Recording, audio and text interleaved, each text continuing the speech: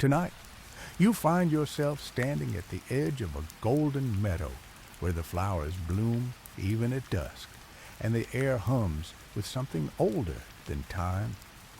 The last breath of the sun brushes against your skin like silk, and somewhere in the distance, cicadas sing their lullaby to the fading light.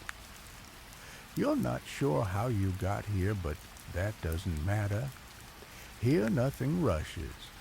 Here the wind moves like honey, and even the shadows stretch softly across the earth. You take a slow step forward, your feet sinking into warm moss. The sky is lavender, now melting into deep rose, and every breath feels like a secret. In this quiet corner of the world, someone is gathering flowers. She doesn't see you, at least not yet. She walks barefoot, her steps as light as falling petals. Her gown trails behind her like mist woven from the threads of springtime itself. She hums something low, melodic, wordless. Around her, the blossoms seem to lean in closer, as if listening. This is Persephone, daughter of Demeter, maiden of wild flowers and fresh rain, a girl whose laughter once made bees lose track of their wings. You follow her quietly, not because you're curious, but because something in you already knows her, as though you've dreamt of her before standing in this same light among these same blooms. And now that dream is returning to you, petal by petal. The field stretches wide-edged by olive trees whose silver leaves flicker in the fading glow. Birds have quieted as if in reverence. The hush that comes before twilight here isn't emptiness, it's expectancy. Persephone kneels beside a patch of hyacinths and brushes her fingers along their tops. She doesn't pluck them yet. Instead, she speaks to them gently, like she's asking permission. And somehow, you sense the flowers are answering, nodding slightly in the breeze. Overhead, the first stars begin to pierce the sky. They arrive quietly like old friends slipping into a conversation already underway. The day is ending, but this place, this story, is just beginning. You take another step forward, but the earth feels softer now, like it's listening too. There's something in the air, a stillness that isn't silence, a quiet that almost seems to breathe. And still she doesn't see you. But you feel somehow that she knows you're there. She rises again, arms full of lavender and iris, her hair catching the last light of day. Her eyes meet the horizon, not you, but something far beyond. And for a moment, it seems she's waiting for what you don't know, but it's as though the whole world is holding its breath with her. You stand perfectly still, watching, listening. The moment stretches. Then somewhere beneath the earth, something shifts. A low sound, almost too deep to hear, moves through the soil beneath your feet. The grass shudders. The birds, now silent, lift all at once into the sky. Persephone turns her head slightly, her brow knitting just enough to catch the worry in her otherwise calm face. She senses it too, but the meadow remains still. The sky glows soft, and for now, everything is quiet, still safe, still whole. You close your eyes just for a moment, letting the scent of hyacinth and warm stone fill your chest. Whatever is coming hasn't arrived yet. Not tonight. Not just yet. You walk quietly, following her from a distance. The grass parts for her feet like it's known her forever. Each step she takes leaves behind a shimmer as if the earth is reluctant to let her go. In her presence, even the bees hum in tune. She stops beneath a fig tree, ancient and curled in upon itself like a sleeping giant. Its branches reach low, heavy, with leaves casting dappled shadows across her shoulders. She kneels again, reaching for a cluster of wildflowers tucked beneath the roots, narcissus bright and fragrant, and then the moment slips. It begins so softly you wonder if you imagined it. A vibration just beneath your feet. Not loud, not sharp, just a thrum. Like the land itself has a heartbeat, and for the first time it stuttered. Persephone pauses. Her hand hovers above the flowers, not yet touching them. Her eyes shift, not toward you, not toward the sky, but down. The breeze stills. The leaves stop fluttering. A silence sharper than sound spreads across the meadow like ink in water. You feel it in your spine. Then suddenly, a crack. It splits the air without warning, a jagged line of sound that slices through the stillness like lightning through silk. The ground beneath Persephone rumbles, trembles, begins to tear. The meadow moans not loudly but deeply, like something ancient being woken too soon. The flowers tremble. So does she. Your breath catches as the soil splits wide open before her, blooming in reverse. Roots tear free, stones fall inward, and in the center of it all a chariot rises from the dark. Not in a rush, not with fury. It emerges as if it's always been there, just below the surface, waiting for its cue.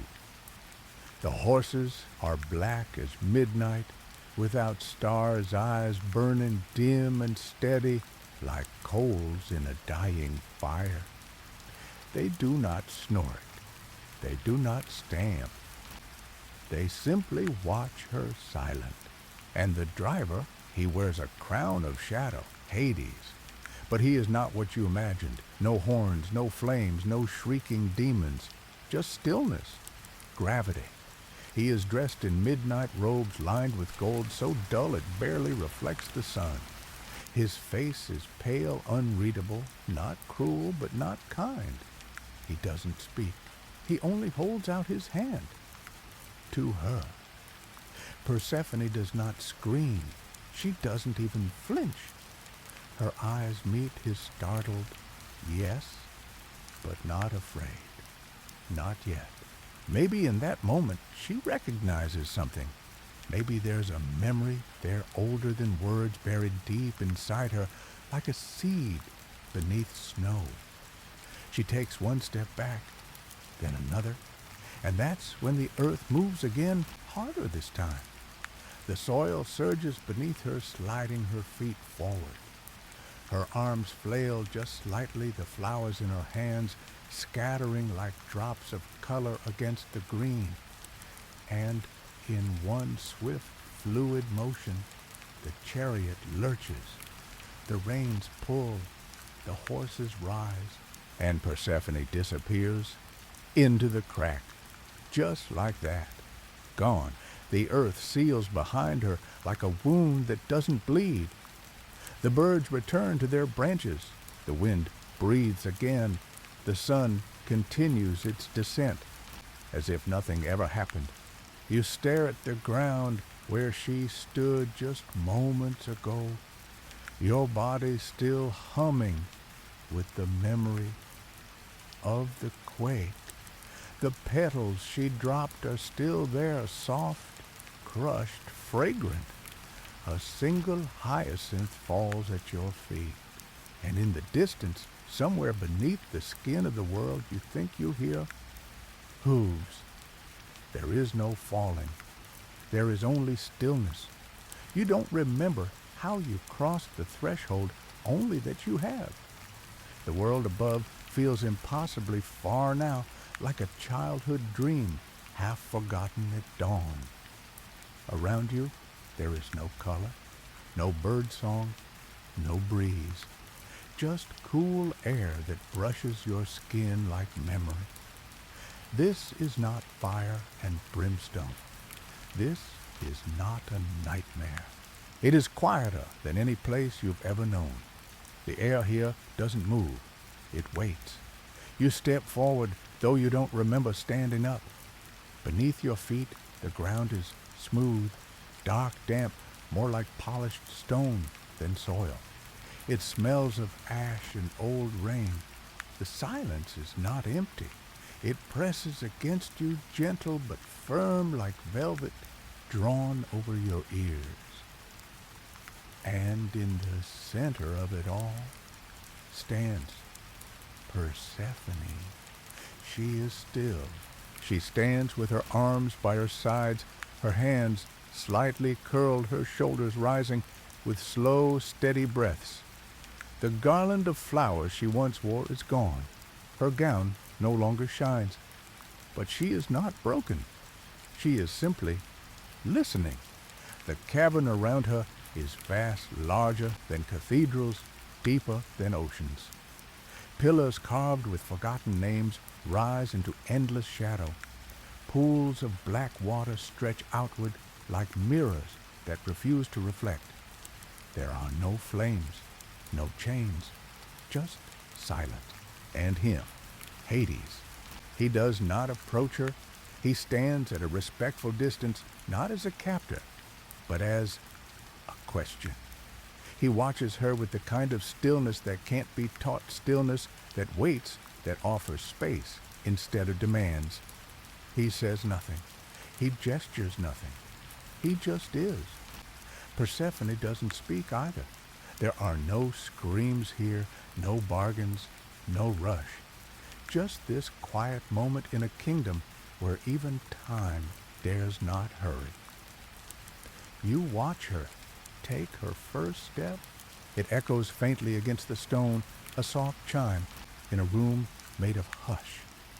She walks forward slowly, deliberately, not toward Hades, but not away from him either. The shadows do not follow her. They part gently to let her pass.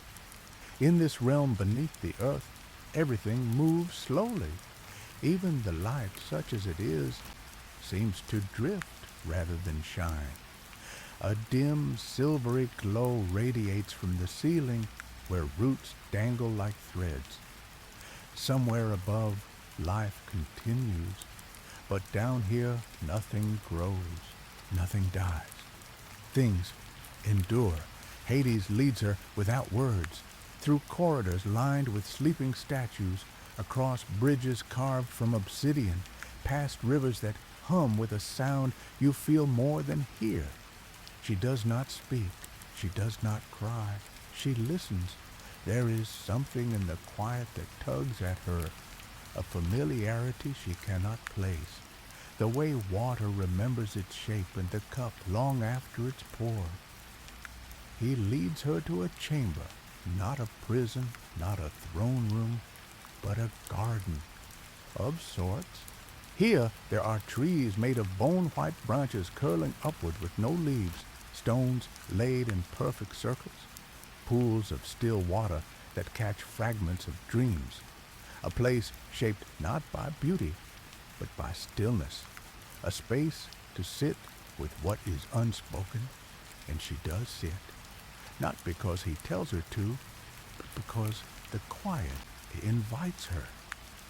She places her hands in her lap, closes her eyes, and for a long moment says nothing. Neither does he, but he is there, and she knows it. In a kingdom without noise, even presence becomes a kind of language. You don't know how long they sit that way, minutes, hours, days. But it doesn't matter. Time down here is shaped by something else, by grief, by acceptance, by slow, cautious curiosity. Eventually she opens her eyes, not to look at him, but to look around. She sees not torment, but stillness, not pain, but peace, not hell, but hush. And in that hush, something begins to bloom. Not love, not yet, but perhaps permission. Above the meadow still glows with the memory of sunlight, but Persephone is gone. And though the earth closes behind her as if nothing happened, the world knows. Not all at once, not in thunder or screams, but in silence. It begins with the bees. They no longer hum in the warm light. They drift aimless, then vanish. The flowers remain, but do not turn toward the sun. They open, then wilt. The hyacinths she dropped fade, first curling at the edges like burned parchment. Then the grass yellows. Then the olive leaves fall out of season without wind. You feel it before you see it. The warmth in the air begins to pull away, not retreating, but slipping like a shawl falling off tired shoulders. The birds forget their songs. The wind stops asking questions, and somewhere in a grove ringed by ancient stones, Demeter lifts her head. She knows. No one tells her. There are no messages, no visions, no thunderstruck prophecy. She simply knows. A mother always does. She drops the sheaf of wheat from her arms. Her fingers dig into the soil beneath her feet. She listens the way only earth goddesses can ear to the ground, heart open to the tremble of roots. And what she hears is not death. It's absence. Persephone is missing. Demeter stands, and the ground beneath her darkens. She walks through fields that wither as she passes. The fruit refuses to ripen. The vines retract. The rivers slow, puzzled, unsure where they are needed. She calls no one. She trusts no God. She searches, and the world waits. Days become dry. Nights lengthen. The balance begins to tip. Mortals don't know why the rains have stopped. They pray. They light candles. They offer grain that will not grow. And still the skies remain silent. Some say it is a curse.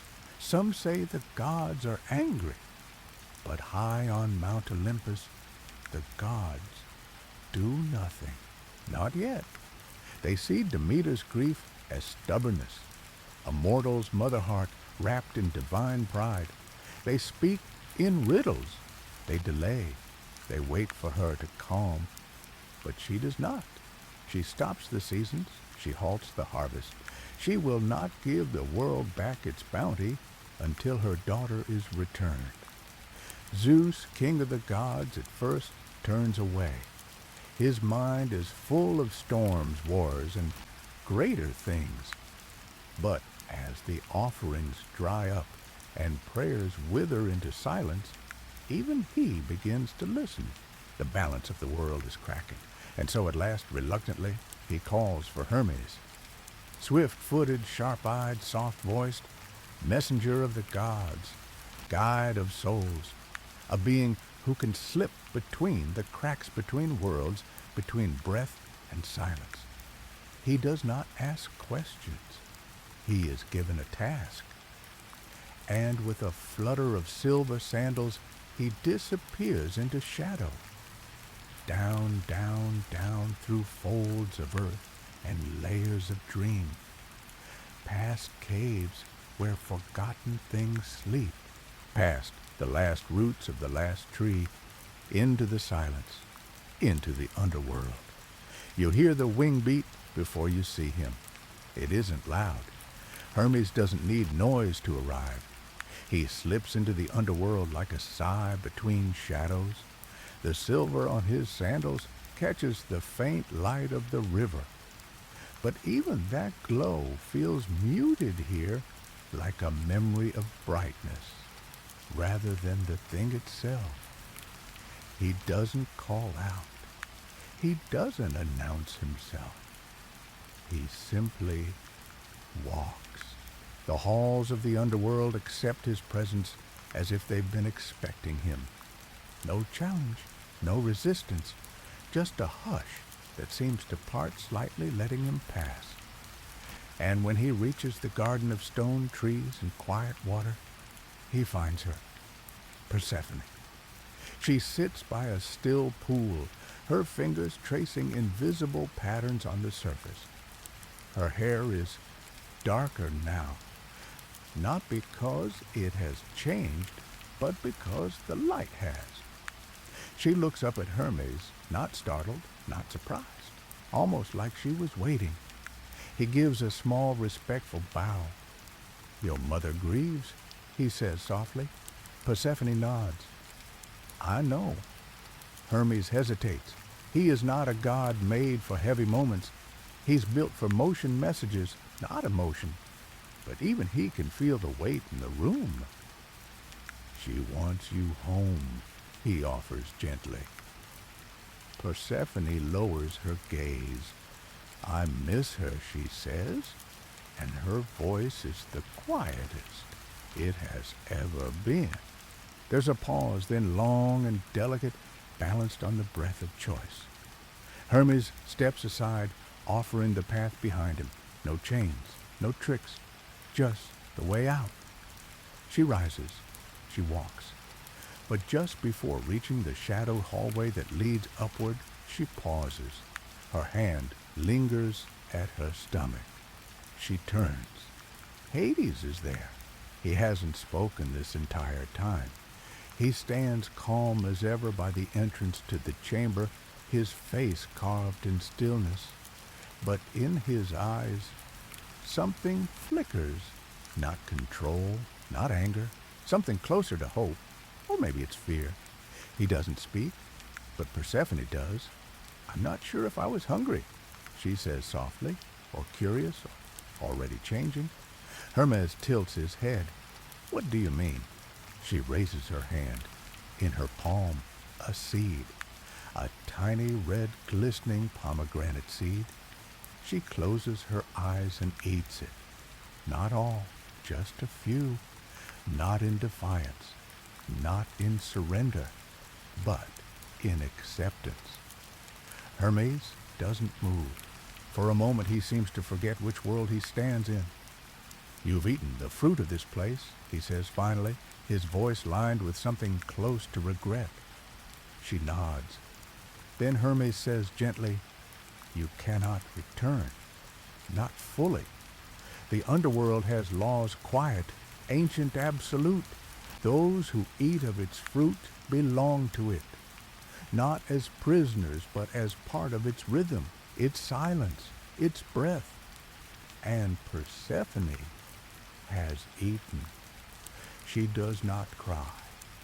She does not ask to undo it. Instead, she lifts her eyes and says, 'Half the year I will go back. The other half I will remain.' Hermes hesitates. 'That is not written.' It is now, she replies, and the walls of the underworld do not object. They accept, because they know what the surface does not. Persephone is no longer just a girl of flowers and spring. She is something more, something balanced, above and below, light and dark, seed and soil. She turns toward Hermes. "Tell her I will return." Then with a final glance toward the king who did not take her, but waited, she begins the journey upward. The world above has held its breath too long. When Persephone returns, the earth exhales, not in a gasp, not in a roar, but in the quiet way a bud opens after frost. Slowly, tenderly. You stand on a hillside now, where the grass is trying to remember how to be green again. The wind is softer. The trees begin to stretch. Beneath your feet, seeds long thought dead begin to stir. She is walking home. Each step she takes leaves warmth behind. Birds return, not in flocks, but in singles and pairs, as if unsure whether it's safe to sing. The rivers wake up like children, blink and sleep from their eyes. Flowers bloom shyly, hesitantly, then all at once. And at the edge of a long, dead field, Demeter waits. She looks thinner now, tired, not in her body, but in her spirit. When she sees her daughter, she doesn't rush forward. She simply opens her arms. Persephone walks into them. They don't speak. There are no explanations, no accusations, just an embrace that smells of earth and lavender and lost time. The world watches, and it blooms. But spring does not feel the same as before. There is joy, yes, but also knowledge, an understanding that everything alive must also sleep. For a time, Persephone stays. She walks the fields again. She laughs, but not as freely. There is a stillness beneath her joy now, like a shadow behind candlelight. Children bring her flowers, and she thanks them with a smile that doesn't quite reach her eyes. The bees follow her again, but they do so more carefully.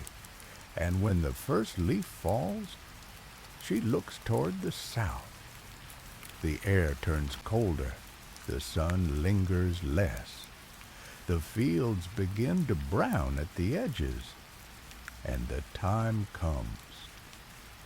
Persephone walks back toward the place where the earth will open once more.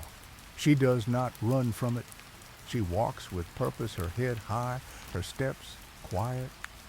Demeter watches her go, not with rage this time, but with grief that has found its rhythm, because now they both know this is the cycle, the cost of balance, the story that must be lived again and again. When Persephone descends, the wind stills, the flowers close, the fruit does not ripen, and Demeter turns inward. The world folds into itself like a sigh, waiting for Persephone's return. And when she does rise again, the cycle begins anew. Flowers from frost, warmth, from stone, life, from sorrow.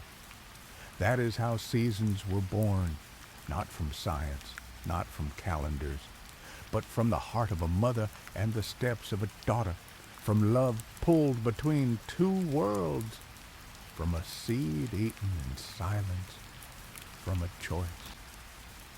Now the story is quieter. It no longer moves. It rests like the final ember in a hearth, glowing faintly beneath layers of ash, like a memory you can't quite hold but can't bring yourself to let go. You see her once more, Persephone. She walks a narrow path between two worlds, her hands brushing both sunlight and shadow. There is no fear in her now, no confusion, only rhythm. She has become the in-between, the hush before a storm, the bloom after snow, the stillness in a breath not yet taken. And you walk behind her just as you did in the meadow long ago. You feel the same breeze that kissed her cheek. You hear the same silence rising around her, but now you know what waits beneath it. It isn't darkness, it isn't death. It's the part of life that doesn't bloom but waits, that doesn't shine but holds, that doesn't sing but remembers. The underworld is not cruel, it is not empty, it is not the end, it is the pause. And Persephone, once only spring, is now also that pause. Queen of the flowering earth, queen of the silent below, a woman of balance, a girl who returned. You feel her presence fading, not like a door closing, but like fog lifting from the hills. No sudden goodbye, just a soft leaving, a soft goodbye. And now all that remains is the breeze through leaves and the hush of sleep rising like tide water behind your eyes. You may forget the details. You may not recall the seeds or the silence, or the shadowed crown, but something in you will remember the feeling, the stillness, the softness, the peace. Let it carry you now. Let it drift you gently away like petals on dark water, like breath in a quiet room. Sleep, if you will, and if you wake again, may spring greet you gently, just as she always does.